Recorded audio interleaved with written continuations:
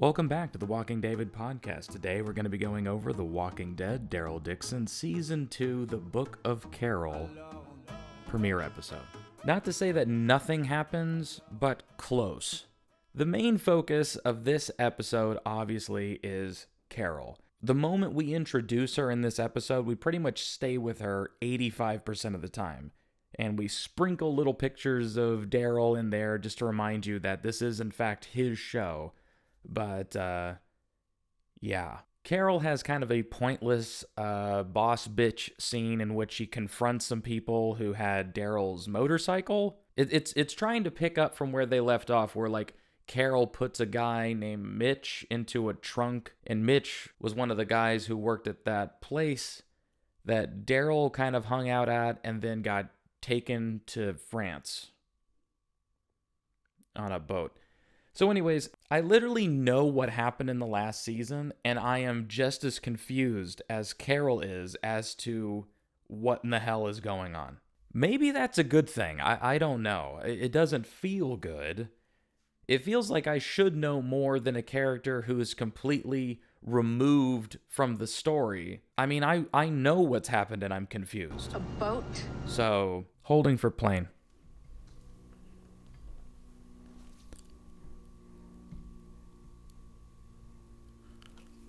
Sorry, we're just waiting for Carol and Ash to skedaddle. God, I would have thought Oklahoma was out of the way. And there goes my interest. Goodbye. Back to it. Through a needlessly complicated series of events, Carol runs into a guy named Ash Patel. And he's a very nice guy. There's still nice people in this world who seem completely unaffected. You know what I mean?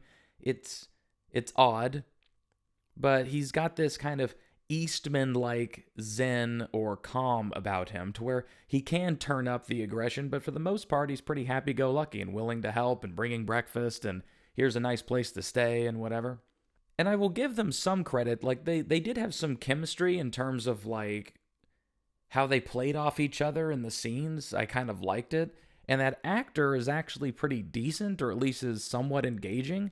You know, he's a handsome guy, but he looks kind of gruff, like he's been through something. Although we didn't really see a whole lot of that. We didn't get to learn that much about it until the very end of the episode. I liked him, for the most part. At least in this context, okay? In this isolated story. And that is a tribute to that actor, okay? That actor made me like his character. The writing did this guy no favors, okay? The writing of this episode did nobody any favors, really. There were a couple of, sparks at times, but then they completely undercut those with some of the writing choices that they made. It was very strange. Because if I were to say, like a normal television episode, right, if it was like an hour long, it might be... Hold on, I need to plug in the camera here. 2 seconds. Still rolling.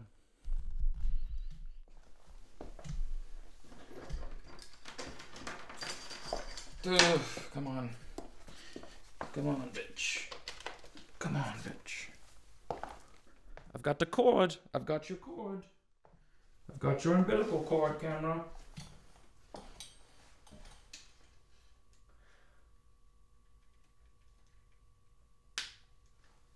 Damn.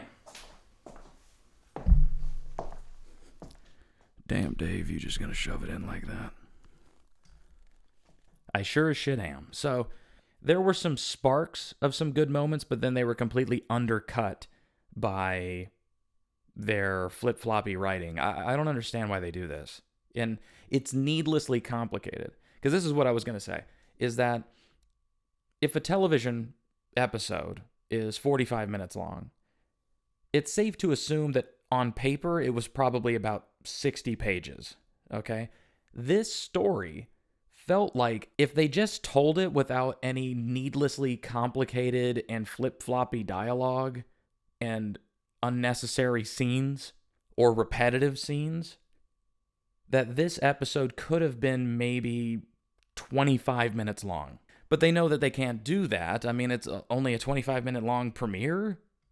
to season 2 of an introduction of a character that is a beloved character, it's way too short. But this was not a long premiere by any stretch. Considering there's only 6 episodes in a season, I mean, it's a weak opener, okay? It just is. Because if I had never seen The Walking Dead, then I don't know why I'd be watching this, but if I had never seen The Walking Dead, and I was like tuning in randomly into this episode, I would have no clue who these people are or what's going on, and I would have no ideas about them, really. I wouldn't have any idea who they were or where they were going based on any defining characteristics, because it just felt like it was very superficial. It didn't really get into anything. Where's my friend? We don't know. So while Carol is spending time with Ash, he says, you know, I'll feed you tonight. I'll give you a place to stay, but then you got to go. Okay. And instead of just approaching him like a normal person with her hands up and being kind, given that he is a kind-natured guy, she sneaks into his traps, then pretends that she got caught by a trap, plays the innocent. He offers her a place to stay and eat. You know, they kind of have a brief introduction, like, I'm Ash, I'm Carol, cool. And she's giving off this energy like she's going to do something to this guy. You know what I mean? Like she's pulling one over on this guy.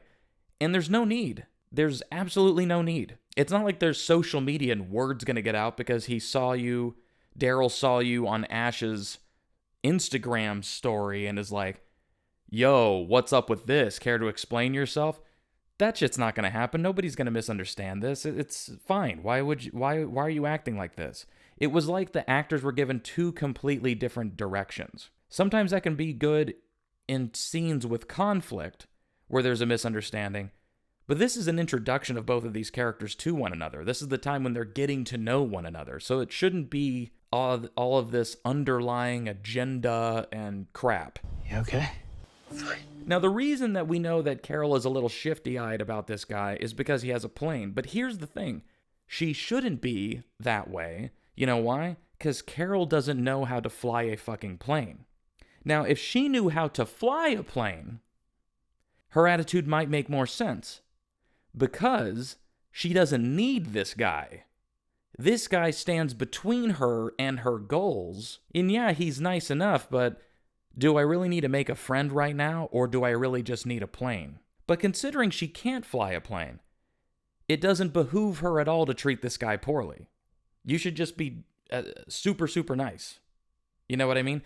Carol was willing to pretend to be the little bird or whatever they called her, and when she was facing those people in the outpost, when her and Maggie were captured, like the redheaded lady.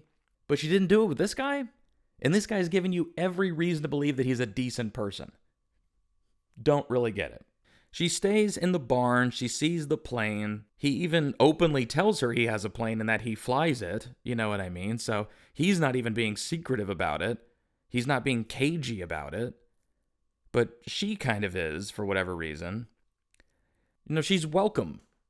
I think the guy is lonely. I think if she was honest with herself, there's a little brief moment where she kind of has like a happy sigh of relief when she stays the night. Like, she is relieved that she actually has met somebody nice for a while, for the first time in a while. And she asks, can you help fix my car? Can you help fix my car today? He goes, where is it? And she goes, about a half a mile away. And I was like, oh, good. They're not trying to make it seem like it's a long journey or something like that, because she walked to where this guy lived. Her crashing the car is very contrived, because I don't know if you paid attention to the distance between her and the walker. There was a huge distance, okay? She could have just swerved and missed it. And I'm really tired of the trope of they're driving along, they look away for 2 seconds, they look up, and a walker is in the middle of the road, and they swerve, and then they crash. It has been done maybe 10 times in the Walking Dead universe. And it's like, listen, that might have made sense in the beginning, but this many years into it, I'm sorry, this shit shouldn't keep happening. It's the same thing if, like, today a cell phone goes off in a movie theater. You're like, guys, it's been fucking 20 years of having cell phones.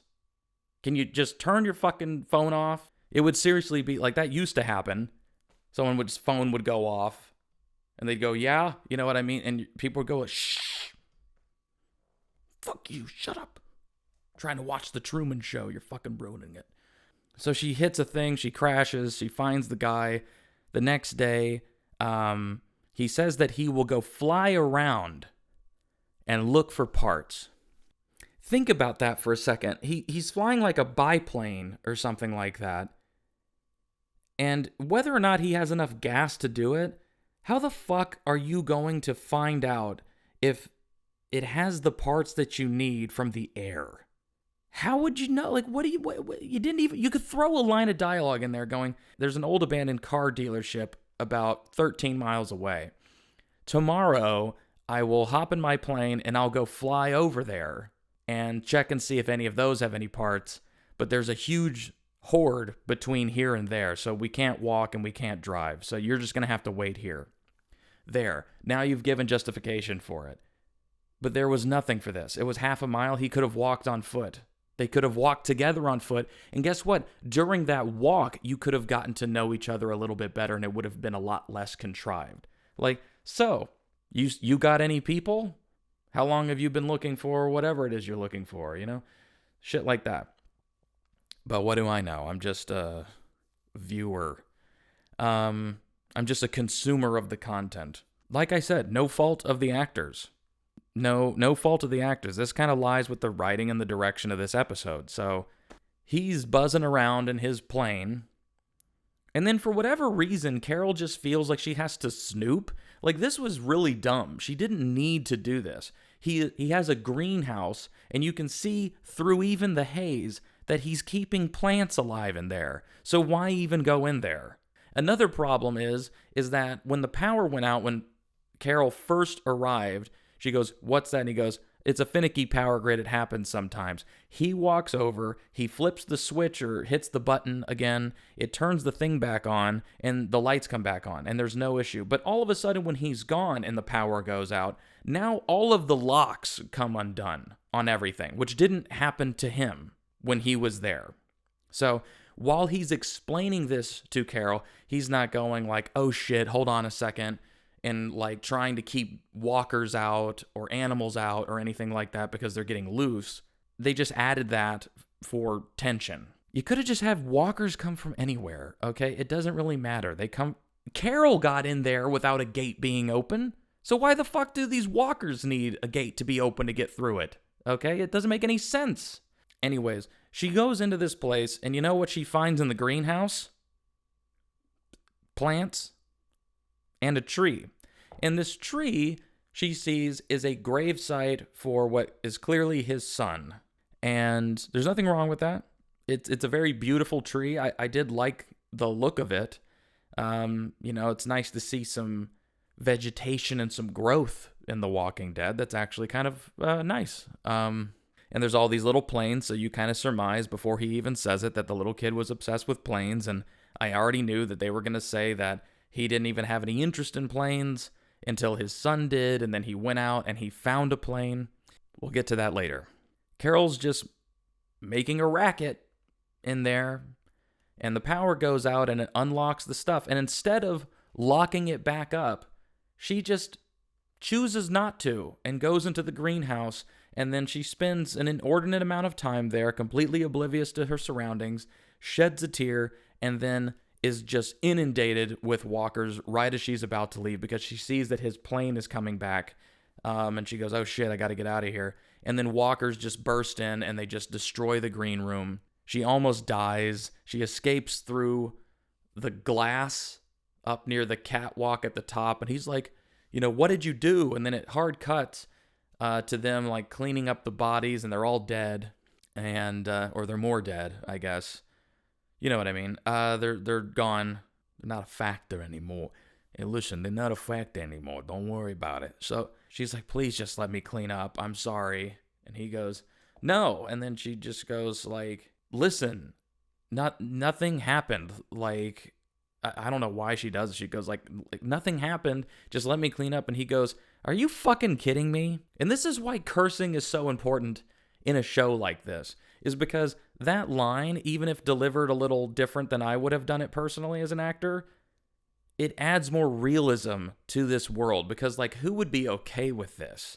You know what I mean? Like, it would have even made sense in The Walking Dead if we hadn't heard anybody say fuck before, and then you're introduced to Eastman, and Morgan's, like, trying to take the goat or whatever, and he just goes, like, what the fuck are you doing? It adds a level of realism. It adds punch. So if you don't use it very often, when you do use it, make sure it has punch, and at least this gave it some punch. It sucks that it came from a character that we just met, but it added more depth to his character. So he's not just happy-go-lucky and completely just like an innocent goober. He has actual feelings of rage and anger and upset. So he leaves Carol to it and says, once you're done cleaning it up, get out. She's boarding up the stuff. He goes, I'm going to go have dinner. Would you care to join me? And Carol goes, that'd be nice. And then at dinner, he's starting to get to know her a little bit more. And she mentions her daughter, Sophia, and how she was with her husband, Ed, and she calls it a rough relationship. And it was rough from the start. But then Sophia came along, and it's just amazing that something good could come out of something so bad. And then, for whatever reason, she chooses to lie to him about Sophia. She lies saying that she went missing when this all happened. They went to France, and I haven't heard from her since. And so she's alive, and she might still be out there. I just don't know. And then the guy goes, so you don't want my help to help fix your car? You want me to fly to France so you can find your little girl? And then she nods and goes, uh-huh.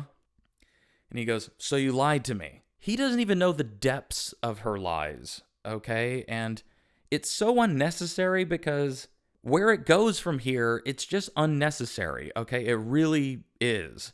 I get why they think it's necessary, but it's not, okay? It truly isn't. Because once again, I'm going to reference Eastman again. I was thinking a lot about that during this episode.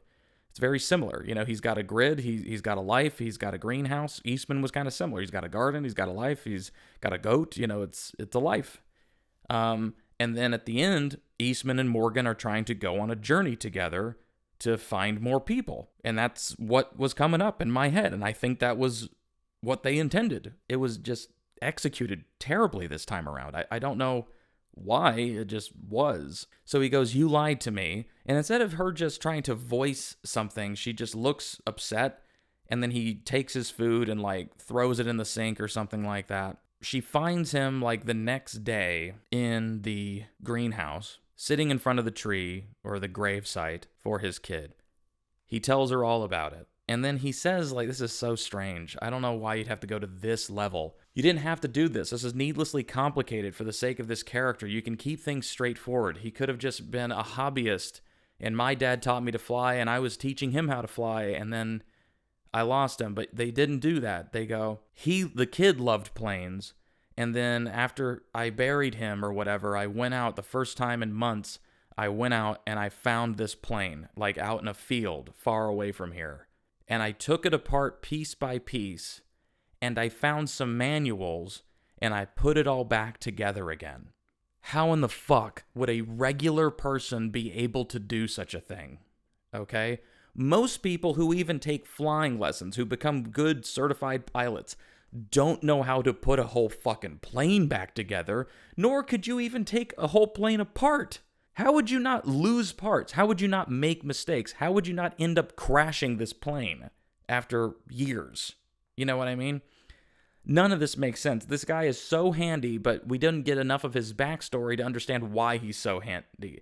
Is he an aeronautical engineer? You know what I mean?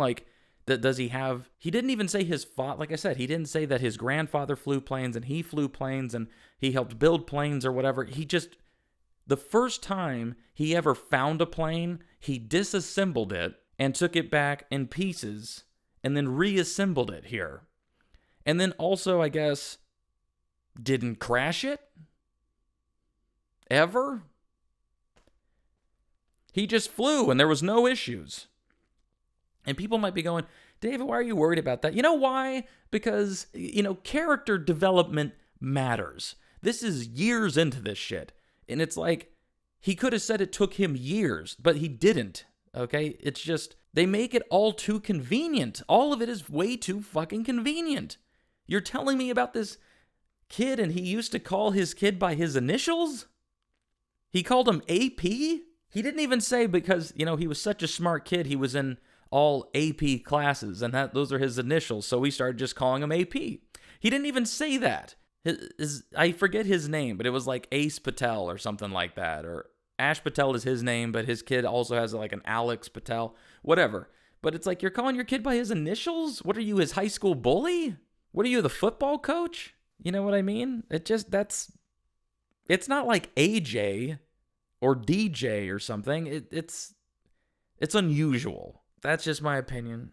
Carol hears him out, and they come to kind of some mutual understanding about the emotional state of where each other are. And she goes, listen, I fixed this stuff up. I'm almost done. I'll get out of your hair. She's basically leaving. He comes up to her and just goes like, if there's still a chance of her being out there, I want to help you find her. And Carol this entire time feels extremely guilty for lying about this and perpetuating the lie. And it's like, yeah, you should, because it's unfucking necessary. He's given you multiple times to come fucking clean. You could just say, my best friend is still alive. I was in recent communication with him, and he's in France. I have no other way of getting to him, but it's like, haven't you ever loved somebody so much that you would just do anything to get back to them? If you knew that your kid was still alive, if you knew that your wife was still alive or your friend was still alive, wouldn't you do everything in your power to try to get them back? And instead of just having that discussion, she just keeps using the daughter thing because he has his kid. And it's like, listen, that means that Carol has to now pay the price for this lie. She has to be punished for this lie, okay? Because otherwise, it's like you either need to make it to where that guy is bad and she's getting one over on him, but to make him a good guy and she's getting one over on him makes her bad. You see? Through literally like in a Lemony Snicket's series of dumb events. A storm is coming. They're going, let's get the plane in the barn. They hesitate. Lightning strikes his power grid.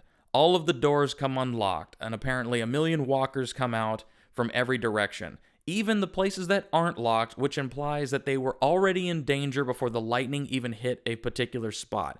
Because they go, look at the doors coming unlocked. There's walkers coming from there. And she goes, can't we just shut the gates? And then he looks over the other direction, and there's like 200 walkers. So their lives were in imminent danger already, and they just were ignoring it, or they didn't bother to look towards that light out in the middle of the forest that was illuminating all of these walkers. So I love how the moonlight just hits these 200 walkers and none of the trees. It hits nothing else. It's just in the forest. Don't worry about that forest light. Don't. The power grid explodes. The flames hit the barn, the side or the shed, where he showed that he had a bunch of fucking ethanol in it that he could make the trip. That he made himself. And she goes, you made all this yourself? And he goes, I have a lot of time on my hands. Explain the plane still. If you have so much fucking time on your hands, explain how long exactly it took you to build a plane. If it's 6 months, I'll do it myself and I won't manipulate you. I'll go find a plane and I'll learn how to build it from scratch and I'll fly it to Europe. And I'll make my own ethanol. Because I'm also a survivor and a smarty pants. So, power grid, ethanol explodes. Now they're in danger. Walker's coming around. He goes, we gotta go. Get your shit and get in here. and she's like, I've never been in a plane. And he just goes, don't worry, Carol. You know, it's worth it or whatever. And so they're like hitting. I love how Carol crashed her car. I thought that was going to come back. I thought they were going to bring that back when they hop in the plane. And they're like, we have to make a clearing. And he goes, no time. I thought that the plane was then going to hit one of these walkers and it was going to destroy the plane or something like that. Or make it to where it delayed them once again. And then they're trapped in the plane and there's walkers all around or something. But whatever, we got to get to Europe pronto, Tonto. They hit some walkers. They hit like exactly 4 or something like that. And then they just fly off without incident. And Carol's just terrified. And he's like, don't worry, just breathe. Look at how wonderful it is up here. And they look out and she's like crying, looking at the sunrise because it was just 11 p.m. and we just rose above the clouds. We've been in the air for exactly 5 minutes And now the sunrise is there. Don't think about it. Just consume product. Don't ask questions. Just consume product and then get excited for next product. And that's the end of that storyline, okay? At least for the moment. Here's some things I want to compliment about the show. When it showed Daryl in France, you know, the reason that we're watching the show, really. And I love Melissa McBride and I love the character Carol, but they are not doing her justice right now. Not yet, okay? They have time.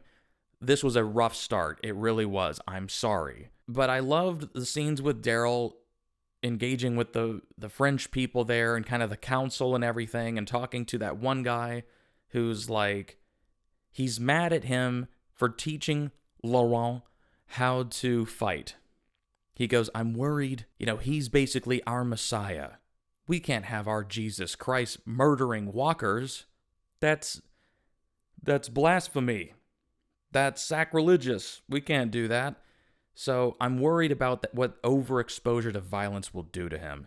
And Daryl's like, well, I mean, it's worth him living, right? He goes, maybe not. And I go, what? No, that should have been you being silent, taking in what Daryl said, and then thinking about what you just said, okay? That doesn't make any sense. So all of this was for nothing then. The journey, all of the people you lost would be for nothing because you're not willing to let him learn how to fight and defend himself. More defend himself. And it's like, fine, give the kid the fucking stick. And then it cuts to, I love how these scenes look. I mean, listen, Norman Reedus looks badass with the trench coat and the scarf and the long hair. I mean, he just looks cool as fuck. He's gotten cooler and cooler looking in this show. Like, because now he can embrace his former model days and just be hot. You know what I mean? He's talking with that guy while he's basically having an Aikido fight. So the guy's a hypocrite. But he goes, listen, I'm doing this out of defense. And it's like, that was Daryl's fucking point.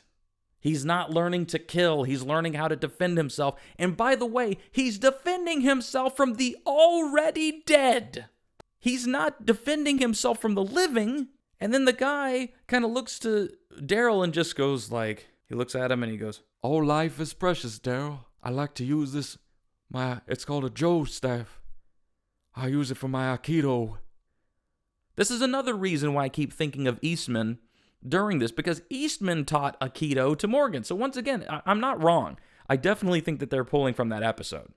They just didn't execute it well. I like that Daryl stayed in character and kind of just goes like, he goes, you want to go for a round? And he goes, nah, not with that toothpick.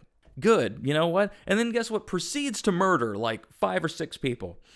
And let's get to that end part of the episode. We go back to what Daryl is actually doing. And the main big bad, that lady who was looking for Laurent, who wants to see him dead, they come up with a plan to blow out the front tires and basically capture these people.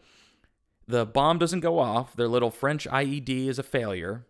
So Daryl just takes a pistol and just starts shooting. He just starts blasting, okay? And he kills the driver and he flips the car. And by the way, that shit was bad fucking ass. That looked sick. The shit where Daryl's like fighting and like really standing up for himself, and even with like the old kind of rifle, like old French rifle, like revolutionary rifle, it looks sick, okay? I do like that. I can't deny it. I like it a lot. He looks like a musketeer sometimes. So he shoots that guy. He shoots another guy. The bad guys snipe one of their people. He kills them. And after the dust kind of settles, we hear this laughing, and it's that woman, and she's alive. And Daryl has the drop on her. And there is no reason, none whatsoever, for him to let her live. And he takes his sweet-ass time and lets her go like something along like, you know, I knew that they would send a demon. I just never thought it would be you. But yet here you are. And he's just kind of going like,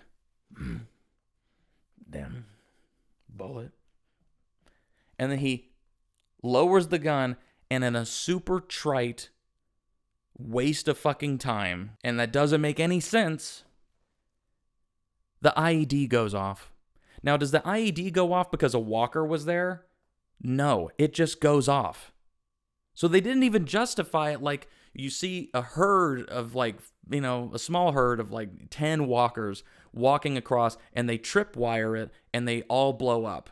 So it saved him, but distracted him from what he was doing, and the timing of that was wrong. Like, the explosion should have happened right as he was like reloading. So then he would still have to load and get back up to shoot her. But then he ducks for 2 seconds, he looks up where she was, and she's just gone. Now, remember this. It looked like she was shot, and she had a limp. And somehow she's able to literally just smoke grenade like a fucking magician and just disappear. And then Daryl's like, they're like, come on, Daryl. And he just goes, I guess she's gone. And he just abandons it. And I'm like, no. She's the main problem. Because without her, without the head, this snake can't live. You know what I mean? And even if you equate her to like a fucking cockroach or something, and you cut the head off and it can still run around for 3 weeks with its head cut off, then that leaves the French Shane Walsh or whatever. I can't remember his name, but I called him French Shane last season, or like French Dave Bautista. And that would just leave him, and he could just be like, you killed her. And then we find out that he had a relationship, or that she was the mother of his children or something. You know what I mean? Story. That was so contrived, and I'm sorry. You shouldn't have even had her in the Humvee. Because if you're not going to kill her, if there's not going to be actual consequences of that, it was a complete waste of time and just spectacle for the sake of it. To have him have the drop on her basically twice. She crashes in a car, she's completely injured, and he just lets her go. Those French people, if they had known that he was facing her, would have let him kill her and encouraged him to do it. So we just had him stop because of plot? Because plot got in the way? That was dumb, okay? It shouldn't have happened. You should have had the French guy there, and he's in the car, and he crashes or whatever, and maybe she's in the Humvee behind him, so his Humvee actually gets hit. They're having to pick each other off. Daryl and that guy come face to face. The walkers are coming inbound, but they're closer to the IED, so when the explosion happens, it actually blows Daryl off his feet, and he gets hit with shrapnel or something and is injured. That guy is injured. They called to him, and that guy managed to get away, and Daryl ran out of ammo and couldn't get up or something like that, and they had to come over and rescue Daryl. Or they only had the one IED, so she just kept driving. You know what I mean? And just hit one of their guys, and they lost him because she just killed him by hitting him with the car. You could have done some of that, but you didn't. You didn't. And I don't know why. So this first episode, on a scale of 1 to 10, for Carol's portion, I'm going to give it like a 6. For Daryl's portion, I'll give it a 7.5. Okay? Because of some of the action and him sticking to his character. I didn't like the Laurent thing of him just going like, I will never be like you. And then Daryl's like, it's only been 2 weeks. It's like, yeah, kid, you don't want to be like Daryl. So what's the deal? I don't know. The guy had told Daryl earlier, try to get him to this place with minimal bloodshed. Daryl's like, I gotcha. It was a rough start. It can improve, and I hope it does. I really do. But you have to get rid of tropes. When you only have 6 episodes, you don't have time for this. You don't have time for the contrived tropes that are so synonymous with like an NCIS or something. You know what I mean? Because there were times I was watching this episode and I go, it literally feels like a show like NCIS that's in its like 19th season, and we've just been watching this for too long. And like, cause you see like the creators' names fading up and all the producer names and shit, and I'm just like, guys, you're taking me the fuck out of it. You just are. You don't give it a second to breathe over this intense moment. They did it in Dead City too. You know what I mean? It's like executive producer, Greg Nicotero, and executive producer Norman Reedus, and executive, and it's just like, dude, leave it alone. Tell the story and then put the credits at the end. Okay? I don't need this. Other than like the written and directed by thing during the intro of the show, drop it there. Okay? Seriously. I'm surprised you're not putting, special effects and greens person and all that shit on there. I mean, props. It's like, dude, come on. Let me get invested. Let me forget that it's a TV show for 2 fucking seconds. Didn't have grit, and I just was like, man, they've really lost their way. Some of the stuff in France is refreshing because it's new people, it's new scenery, it's a new language, it's a new style, and that's a lovely reprieve. But when you cut back to the Carol stuff, man, I just felt like I'm in like season 10 of like a filler episode. That guy, like, although I like him, it's like Virgil from The Walking Dead. Is he just going to be like a Virgil where he just kind of goes missing and we just never see him again? Time's up. Is it going to be like that, what was her name? The woman before Pamela who was there in like season 7 of the show, who showed up and gave them a book of medieval achievement and then never to be seen again. She had the twins behind her. It's like, come on. I'll say this. The last season, episode, I think, 2 and then episode 4 were like my favorites. Okay? So I'm hoping that they can get back to that. And I really like, the love interest or whatever that Daryl has in France. I think she's such a strong actress that she could really do some great work. I loved that black actor with the white beard who Daryl rescued kind of at the very end before he got the drop on that lady. Thank you. So there's a lot of good things going for it. It just has to remember those things. And like I said, if something seems too easy for a character and too convenient, you either need to have that character acknowledge it and then have it be more difficult than they thought. You need to go back and write something to make it a little bit more challenging. Okay? That's a writing thing. And I saw, Greg Nicotero, if you're watching this, I love you, dude. But what is the deal, man? Like, I don't understand what happened during this episode. It's like you could feel your influence during certain things. You have certain things that you do that are very you, that are very Nicotero. But I don't know if you stepped away and you let your AD take charge or something like that, but there were parts where it felt like you showed up and then you left. And they feel distinct. And I don't know what happened, okay? Like, I don't know if people don't know how to interpret your writing. I haven't read one of your scripts. I'd be honored. But I know that you are capable of so much more, and I'm hoping that you have more in store for us. I really am.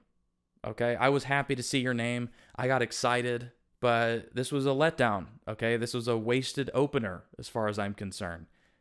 Yeah, technically on paper, Carol's on her way. Daryl's starting his mission. Maybe they'll intersect, but how convenient are you going to make it? How obvious and trite is it going to be? Is that what you want? Do you want to show that people watch and go, that is trite? That is tired and played out like a bunch of drag queens are reviewing it?